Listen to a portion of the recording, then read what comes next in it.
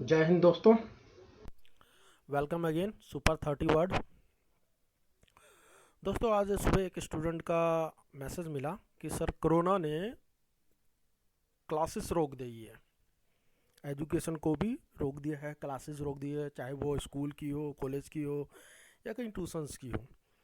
तो मैं एक बात कहना चाहूँगा दोस्तों, एजुकेशन कभी नहीं रुकती। और आज तो सोशल वर्क है, सारा डिजिटल है, पूरा का पूरा वर्ल्ड। तो आपके हाथ में ही एजुकेशन है। अभी हम उस प्रोसेस को फॉलो नहीं कर पा रहे जो पहले होता आया था। लेकिन दोस्तों, एजुकेशन आप आज घर पे बैठ के भी कर ले सकते हो, वो किसी भी रूप में हो। तो आप कंटिन्यू रहो डिजिटल माध्यम से, डिजिटल मीडियम जो है उसके थ्रू आप अपनी एजुकेशन को कंटिन्यू करते रहो। तो शुरू करते हैं आज का super 30 word vocabulary lesson number 4।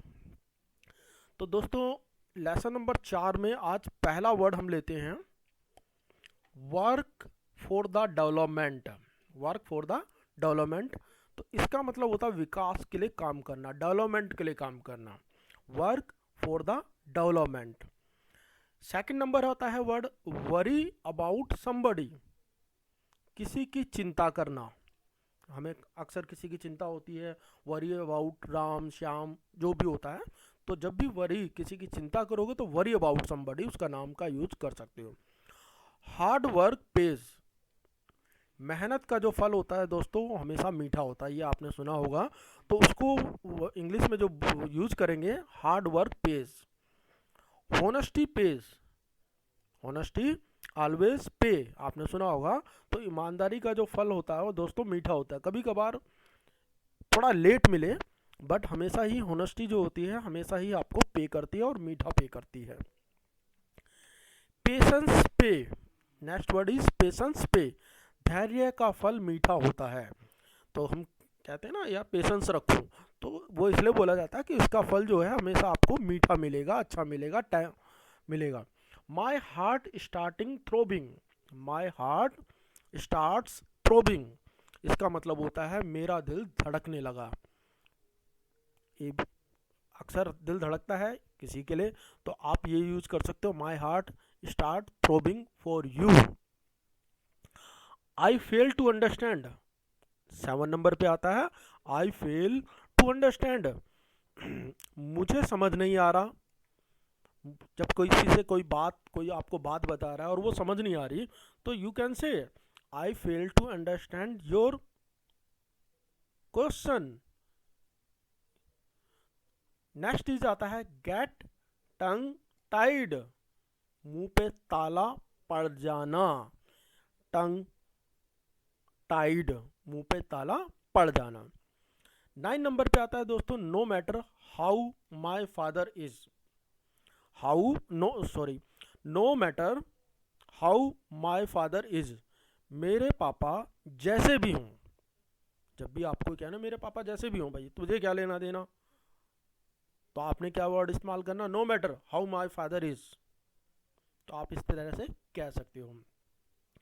Next ही जाता है लूट एंड रोब। दैट मीन्स लूटना। किसी चीज को लूट लिया, बैंक को लूटना, तो आप कह सकते हो रोब बैंक्स। रोबर्स, जो लूट कर रहे हैं उनको क्या बोला जाता है दोस्तों, लुटेरे।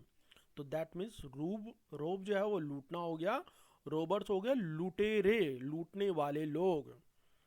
सिन साइन भी कहते हैं पाप या पाप करना, कोई गलत काम करना, दैट्स योर साइन, SIN। साइनर्स, पापी लोग। ठीक है दोस्तों, तो पाप तो नहीं करना चाहिए। तो आगे चलते हैं 13-14 नंबर पे treat somebody to laddoos. Treat somebody to laddoos, किसी को लड्डू खिलाना, मिठाई खिला देते हैं ना, तो वहाँ लड्डू का जिक्र किया गया है।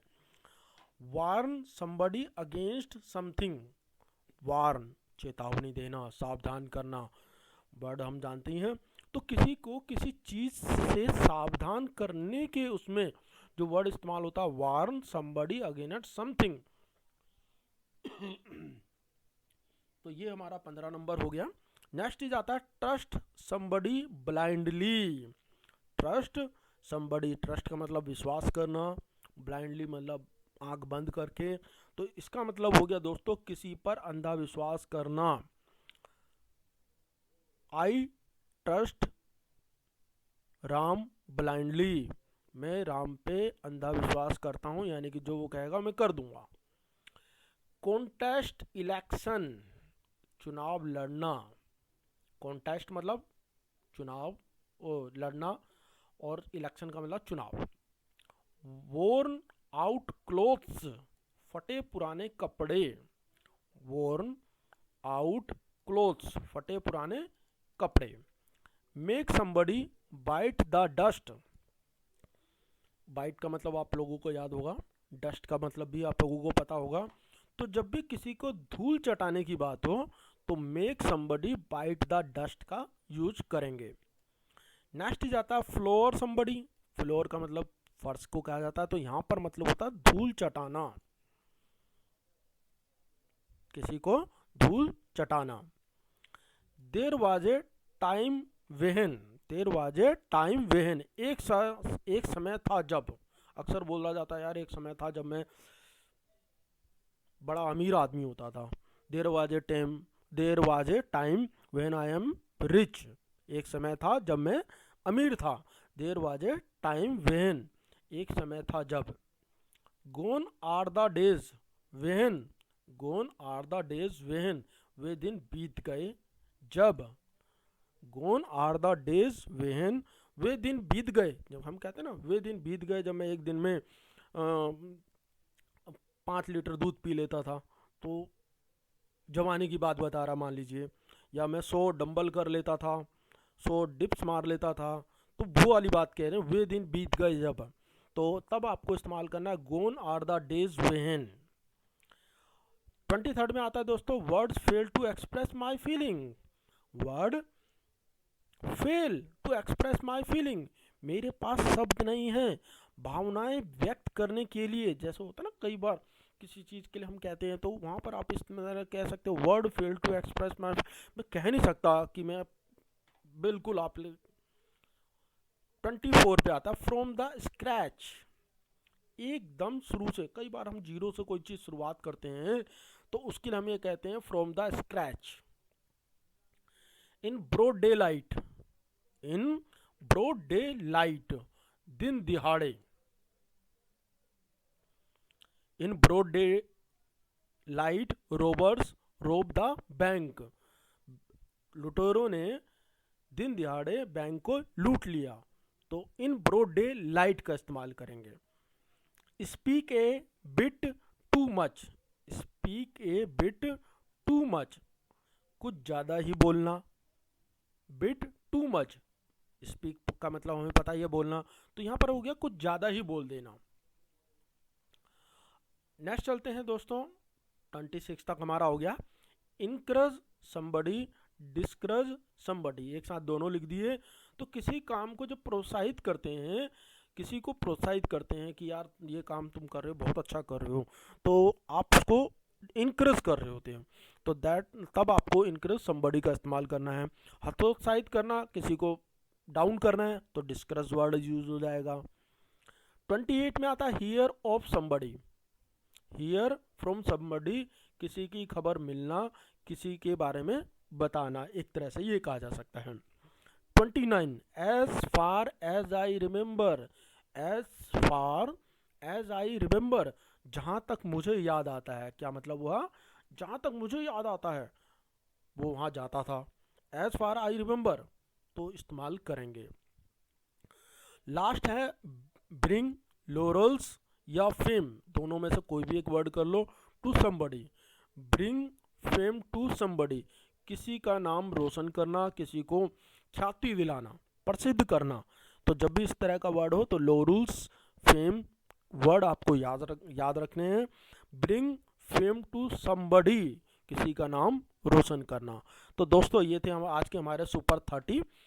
आई होप कि आप लोगों को ये पसंद आए हों, और आप लोगों से फिर वही रिक्वेस्ट है कि चैनल को सब्सक्राइब, लाइक, शेयर ज़रूर कीजिए, कमेंट अपने ज़रूर लिख दीजिएगा। शेयर करना बिल्कुल मत भूलिएगा दोस्तों। ऐसे कैंडिडेट, ऐसे लोग जो हमारे दूर गाँव में रहते हैं, महंगी बुक्स नहीं खरीद पाते, किताबें खरीदने के लिए उनके पास पैसे नहीं हैं, मार्केट में जा नहीं सकते, लेकिन आज की डेट में मोबाइल एक ऐसा चीज़ है कि अगर उन तक ये वीडियो पहुंचता है तो उनको कुछ ना कुछ फ़ायदा ज़रूर मिलेगा, इन्हेंस होगी, उनकी इंग्लिश स्पीकिंग के लिए फ़ायदेमंद होगा। Thank you very much.